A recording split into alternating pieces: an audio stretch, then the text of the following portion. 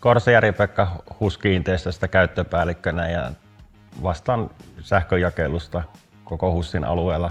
Kiinteistöjä meillä on sitten niin kuin tuolta Porvoosta, Raaseporin ja Helsingistä Hyvinkäälle saakka. Meillä on tärkeintä se, että sairaalassa pystytään tekemään leikkauksia ja hoitamaan potilaita turvallisesti ja meidän sähköjakelu ei aiheuta ongelmia sitten niissä.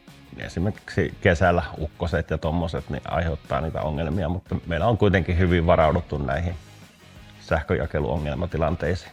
Joo, kyllä HUS-kiinteistöt ja APP kanssa ollaan tehty hyvin pitkää yhteistyötä ja meillä on myös vanhoja kojeistoja ja suojareleitä täällä ja me arvostetaan sitä, että on luotettava toimija ja ne tuotteet, joita toimitetaan, niin on laadukkaita.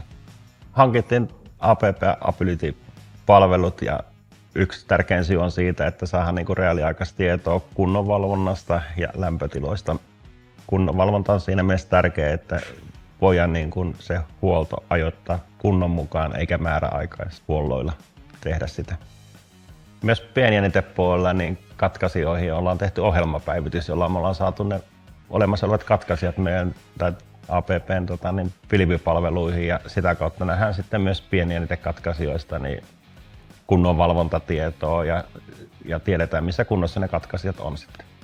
Kaapeleiden liitoskohtaan niin lisätty lämpötila-anturit ja ne on sitten liitetty myös tähän Swikomi-järjestelmään ja sieltä sitten tulee reaaliaikaista tietoa, lämpötilatietoa. Voidaan sitä sitten käyttää hyväksi esimerkiksi silleen, että ei välttämättä lämpökuvauksia tarvitse enää tehdä. Tässä projektissa toteutettiin katkaisija ja releuusinta, eli korvattiin vanhat Spacom-sarjan releet uudella Relion perheellä Ref 615. Ja sama tehtiin myös katkaisijalle, eli korvattiin vanha HPA SF6 risteinen katkaisija meidän uuden sukupolven VD4 tyhjiökatkaisijaksi. Ja tähän myös asennettiin Rea 101 valokaarisuojat. Sen lisäksi lisättiin tänne katkaisijan kunnonvalvontaa ja lämpötila-antureita, eli Swicom, sillä pystytään katsomaan katkaisijaa 247 ja tämä Swicom on kaiken lisäksi liitetty pilveen, jolloin sitä voi katsoa mistä vaan, missä tahansa. Kyllä mä uskon, että tätä laajennetaan tätä järjestelmää sitten muihinkin kojeistoihin ja just sen takia, että saadaan sitä reaaliaikaista tietoa katkaisijoiden kunnosta ja sitten pystytään ne huollot tekemään sen kunnon mukaan.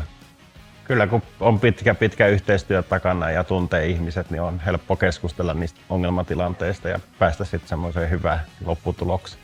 Ja sähköjakelussa niin APP kanssa on tehty hyvää yhteistyötä ja kyllä mä suosittelen sitä muillekin.